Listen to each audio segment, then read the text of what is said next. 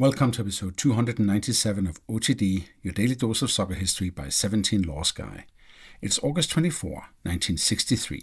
Bremen. The new Bundesliga is supposed to begin at 5 o'clock. Referee Alfred Ott apparently cannot wait, so he blows his whistle at 4:58. 58 seconds later, Lothar Emmerich races down the left and crosses. Friedhelm Timo Konietzka scores, the first goal in Bundesliga history. So technically, by the time 5 o'clock arrives, the Bundesliga already has a goal scorer. Unfortunately, nobody gets the picture. The cameraman is not ready. The photographers are waiting behind the other goal. Germany's new national league has begun almost faster than anybody can document it. But how did we get here? We told the story in episode 270. For decades, West German football had resisted what England, Italy and Spain already had, one national top division. Instead, the best clubs played in regional Oberligen before qualifying for a national championship tournament. Franz Kremer of Erster FC Köln pushed relentlessly for reform. Sepp Herberger wanted the country's best players testing one another every week. Hermann Neuberger became the crucial political operator. And then, on July 28, 1962, in Dortmund, the DFB delegates finally voted 103 to 26 yes to the Bundesliga. One table, one champion, one national top division. But who got in? 46 clubs applied for 16 places. The DFB considered sporting results, finances, stadiums, regional representation, and a complicated ranking of performances stretching back years. 5 clubs from the west, 5 from the south, 3 from the north, 2 from southwest, and 1 from West Berlin. Bayern München were out. Borussia Mönchengladbach were out. So were many other furious applicants. The final 7 places were only confirmed in May 1963. And then came another compromise. This was not yet unrestricted professional football. The new Lizenzspieler could earn more and no longer needed to prove they had another job, but wages and transfer fees were still capped. German football had created its elite league without quite admitting that it had embraced full professionalism. And now, 13 months after that Dortmund vote, 16 clubs are finally ready. 8 matches, all on the same Saturday afternoon. So let's play. We start where the league itself starts. Werder Bremen against Borussia Dortmund. Dortmund are reigning German champions. Konietzka gives them that historic lead after 58 seconds. Werder equalize through Willi Seuer, then Arnold Schütz and Theo Klöckner make it 3-1. Konietzka scores again late. Bremen win 3-2. And in the Bremen defense is Sepp Piontek, who died earlier this year, in February. We knew him also as the architect of Danish Dynamite, the story we told in episode 215. But before Denmark, Piontek was here, on the pitch for the first Bundesliga match day. Konietzka will soon move to 1860 Munich, and exactly 2 years from now, as we heard in episode 287, he will score in the first minute again, 1860 against newly promoted Bayern. Final score, 1-0. Timo Konietzka had a thing for beginnings. Now Berlin. Hertha against Nürnberg. 60,000 people in the Olympiastadion. And here comes the first of 3 men passing the torch from 1954.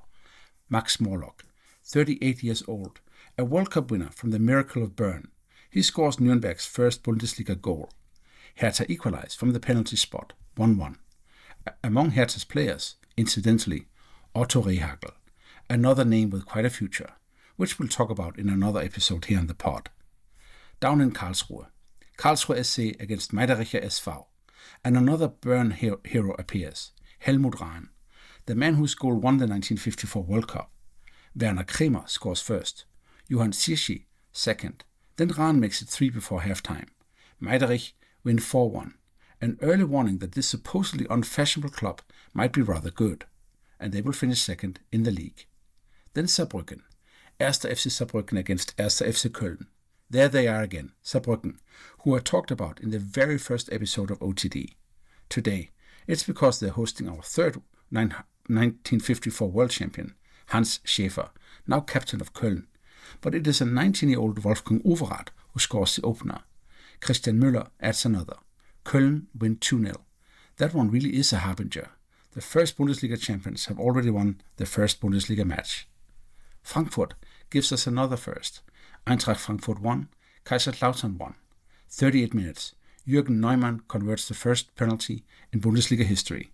2 minutes later, Frankfurt get one too. Lothar Schämer scores. 2 goals, 2 penalties, 1-1. Then Munich, 1860 against Eintracht Braunschweig. Rudi Brunnenmeier puts the Lions ahead. Klaus Gerwin equalizes, 1-1.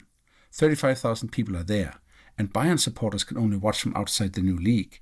Their club was not selected. Their city rivals were. Then to Münster. Preußen Münster against HSV. The Preußen Stadion is packed for the occasion. Falk Dörr gives Münster the lead. Charlie Dörfel equalizes late for Hamburg, 1-1. Uwe Seeler does not score today, but he will make up for it. 30 goals by the end of the season, the first Bundesliga Torschützenkönig. And finally, Gelsenkirchen, Schalke against Stuttgart. Willi Koslowski, Waldemar Gerhardt, 2 goals before half-time. Schalke win 2-0. And that completes the first Bundesliga Saturday. 8 games, 22 goals, 4 draws, 2 home wins, 2 away wins, and 327,000 spectators came to see it. The people who had warned that the National League might leave stadiums empty had the first answer. It didn't. But so what? Well, Köln promptly demonstrate why Franz Kremer had wanted this structure so badly. They were already run more professionally than most German clubs. Better organization, better facilities, better training conditions, and a superb team. Hans Schäfer, Wolfgang Overath, Karl-Heinz Thielen, Christian Müller.